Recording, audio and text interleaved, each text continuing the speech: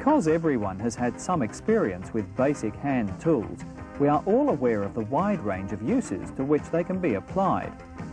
This is because they are essentially simple machines designed with basic mechanical principles in mind.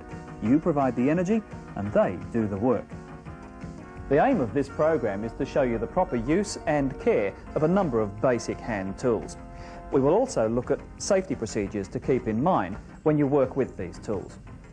Believe it or not, you can learn from the tools themselves, the way they feel, ease of operation, even the sounds they make will tell you a great deal about the best way to use them.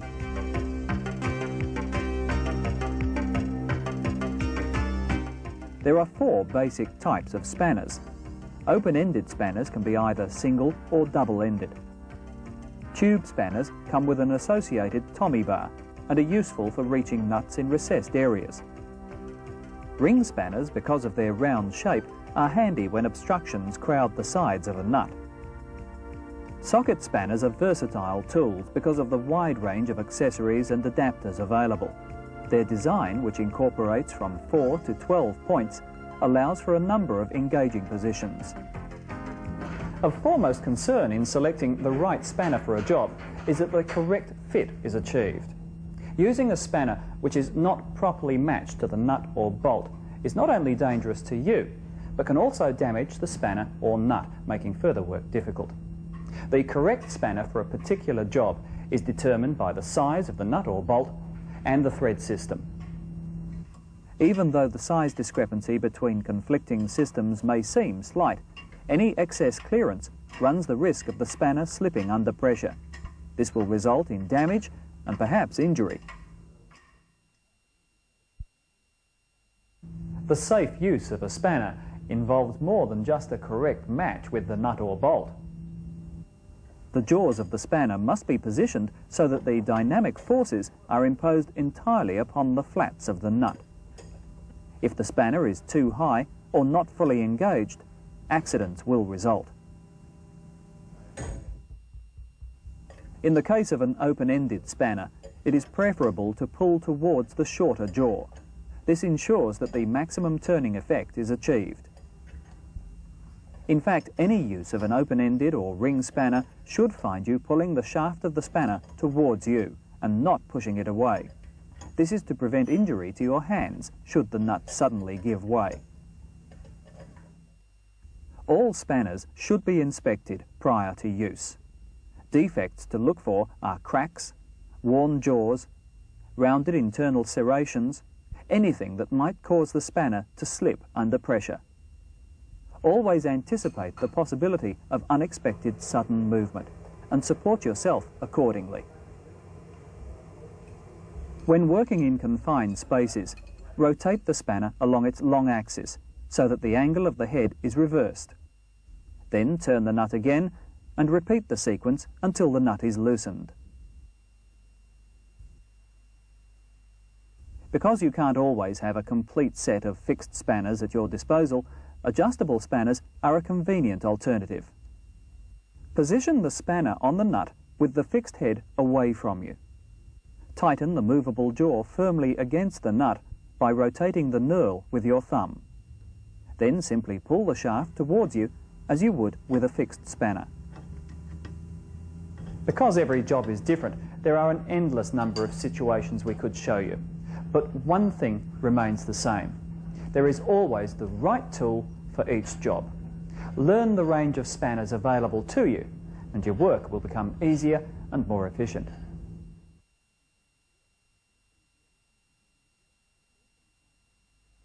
Stilson pipe wrenches are used for screwing in pipes. Because they are designed with serrated teeth to bite into the pipe for a strong grip, they should not be used on polished or plated surfaces. This tool requires the use of both hands. After centering the pipe against the lower fixed jaw, tighten the adjustable nut until the hardened serrations of both jaws grip the pipe firmly. Pull on the handle to turn the pipe.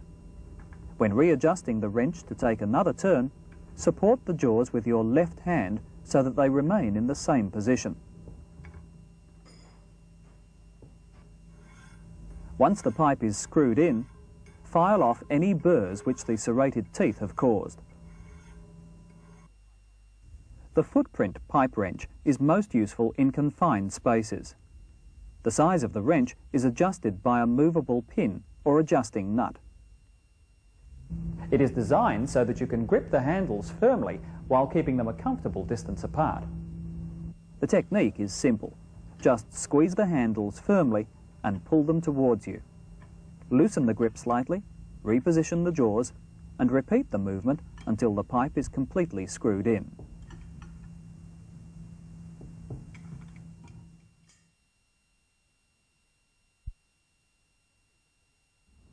It's probably because it's such a simple tool that the screwdriver is often misused. There's a wide range of screwdrivers available.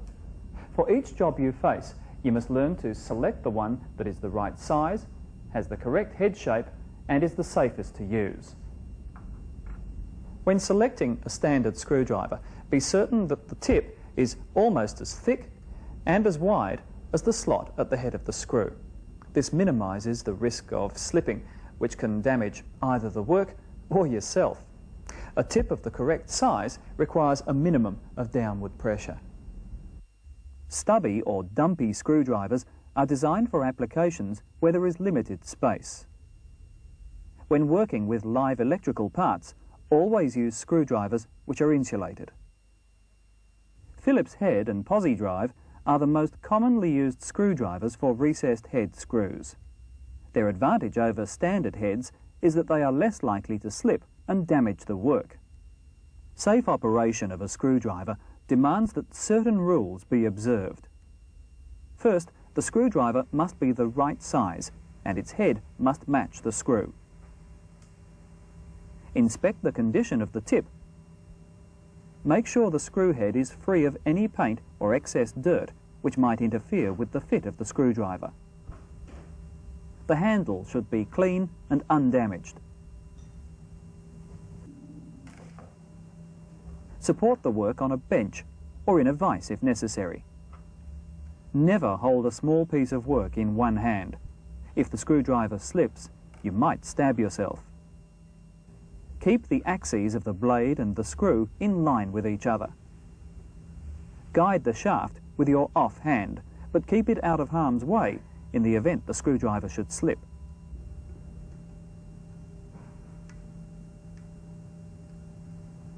Never use a screwdriver for anything other than the work for which it is intended.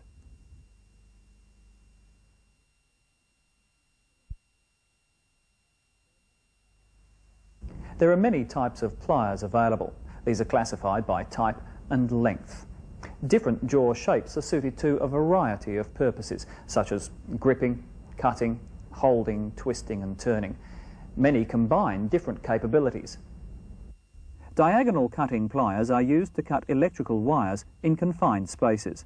Their handles are usually insulated. Beware of the danger inherent in flying bits of wire. Point the free end of wire away from you when cutting. Eye protection is also advised. Round-nosed pliers are good for holding particularly small parts. They are most commonly used to form wire loops. Flat-nosed pliers, with their tapered, wedged-shaped jaws, grip tightly and are good for bending and shaping strips of metal and wiring. Slip-joint pliers are probably the most common type found in household toolboxes. Their jaw openings are variable because of their shifting pivot pin design. This makes them particularly suitable for gripping and maintenance work.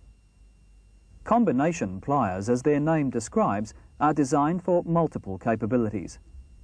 Their serrated, flat jaw tips are excellent for gripping.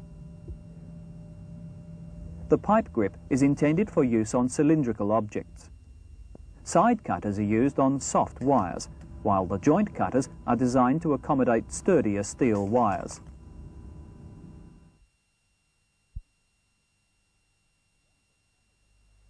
The range of hammers available is as wide as the uses to which they can be put. Besides the hard metal heads with which we're all familiar, they can be constructed of soft metal, plastic, wood, or even hide. The handles are either wood, fiberglass, or steel. The weight of the hammer is the primary consideration when making a selection for a particular task. Because of the kinetic forces which are generated by a swinging hammer, safe work practices are important. First, clean your hands, the handle and the head of the hammer of any oil, grease or dampness. This will prevent the hammer from slipping out of your hands or off the piece of work. Make sure the head is securely fastened to the handle and that the striking face is in good condition. Inspect the handle. Is it cracked or split? If so, replace it. When using tools like chisels and punches, be certain their heads are clean and dry. Otherwise, the hammer blow might deflect them dangerously. Hold the hammer well down the handle. A natural grip, which will prevent you from tiring, is best. Your stance should be comfortable and balanced. At first, practice light tapping until you become comfortable with the proper wrist action. Next, incorporate the swing by pivoting your arm at the elbow. Practice until you are able to smoothly combine the movements of your wrist and arm. When you are able to consistently strike the same spot squarely and with equal force, then you've mastered the skill.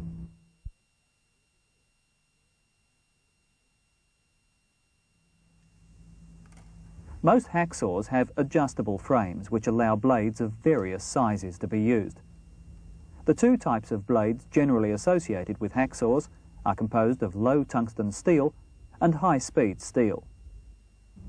Low tungsten blades come in two categories, those which are hardened throughout and those which are more flexible and hardened only on the cutting edge.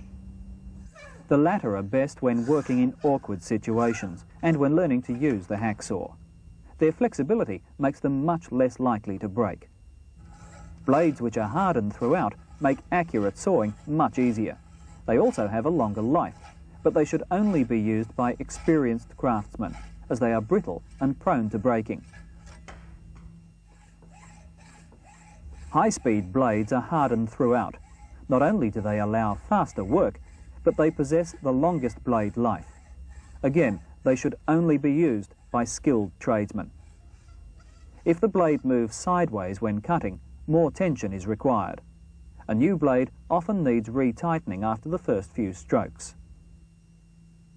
There are some important safety procedures to keep in mind when working with a hacksaw. Wear goggles. Support the material being cut.